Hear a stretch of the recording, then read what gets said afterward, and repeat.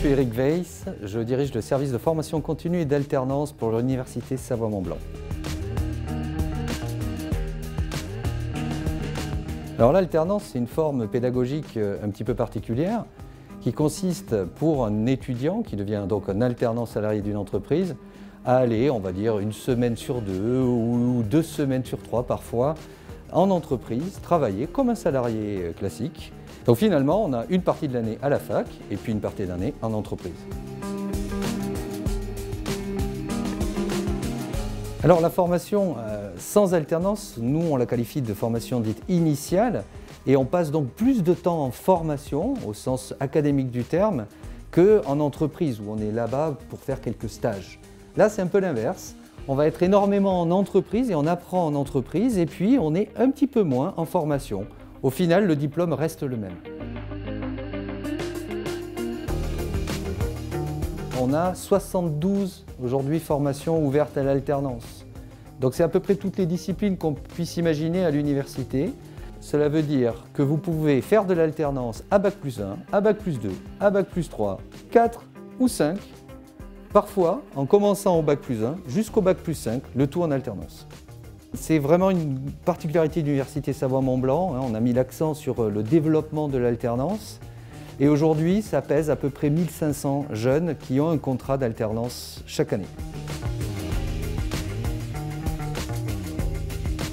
Étudiant, un apprenti en alternance, on parle d'apprentissage, c'est quelque chose finalement entre le salarié et l'étudiant qui, on pourrait le dire, bénéficie finalement des avantages des deux. Donc très concrètement, ça veut dire que vous avez une carte d'étudiant et que vous bénéficiez de l'intégralité des services de l'université, comme n'importe quel étudiant, que ce soit le sport, la bibliothèque et toutes les autres facilités. Alors les cours, vous allez les commencer comme les autres étudiants en septembre ou en octobre. La petite différence, c'est que parfois, vous pouvez anticiper votre rentrée, mais votre rentrée est en fait dans l'entreprise parce que votre contrat de travail peut démarrer, lui, en juin, en juillet ou en août.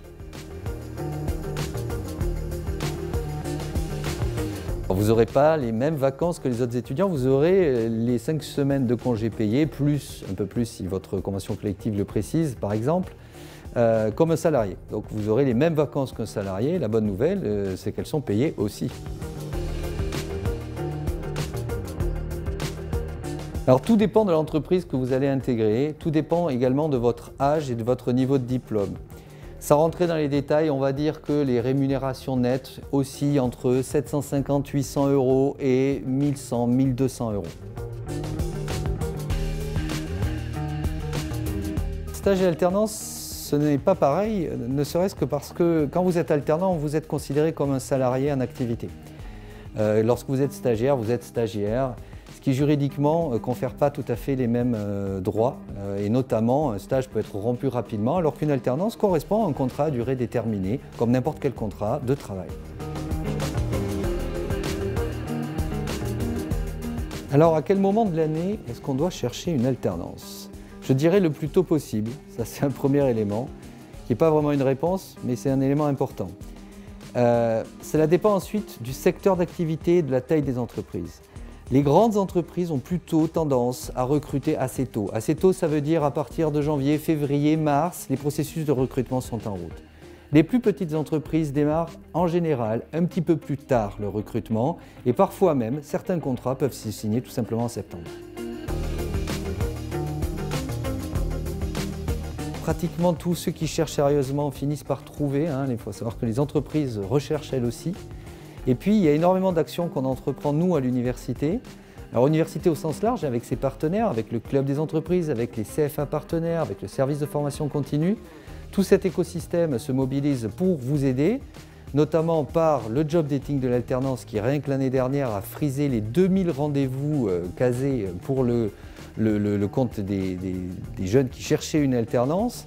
Et puis également du coaching, beaucoup de coaching pour vous aider, chemin faisant, à améliorer votre CV, à améliorer votre discours et à savoir où chercher votre alternance.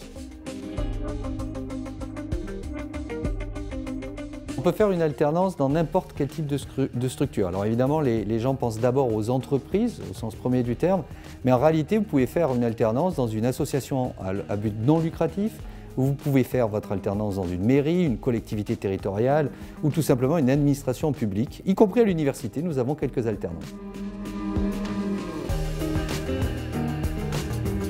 Oui, on peut partir à l'étranger si le contrat l'autorise. Et là aussi, c'est en fonction du poste que vous avez, de l'entreprise avec laquelle vous travaillez, que vous serez autorisé ou pas à partir à l'étranger. Maintenant, sur plein de parcours, et notamment je pense aux écoles d'ingénieurs, c'est devenu quasi obligatoire d'aller une partie de sa scolarité à l'étranger. Alors moi, je pense qu'il n'y a pas de profil type de l'alternant parce qu'il y a autant de diversité chez les alternants que chez les étudiants classiques. Par contre, ce qu'il y a de sûr, c'est qu'il faut une volonté d'aller vers l'alternance. Souvent, on a des gens qui ont envie de travailler, qui ont envie de se frotter au monde professionnel d'une manière très large. Et puis, au-delà de ça, il y a aussi une volonté d'indépendance. On ne va pas se cacher. Être alternant, c'est être indépendant avant les autres. Vous ne devez pas payer quoi que ce soit. Vous ne payez ni les frais de formation, ni votre inscription à l'université. Tout est inclus dans un système de financement où en réalité c'est l'entreprise qui va payer pour vous. Il faut se rappeler qu'au départ l'alternance c'est pour aller travailler tout de suite. Donc c'est la philosophie, la logique de l'alternance. Maintenant en pratique, simplement vous avez exactement le même diplôme que n'importe quel autre étudiant. Ce qui veut dire que vous avez accès exactement aux mêmes possibilités de poursuite d'études. La réalité des choses fait que très souvent, ceux qui ont commencé en alternance poursuivent, mais en alternance.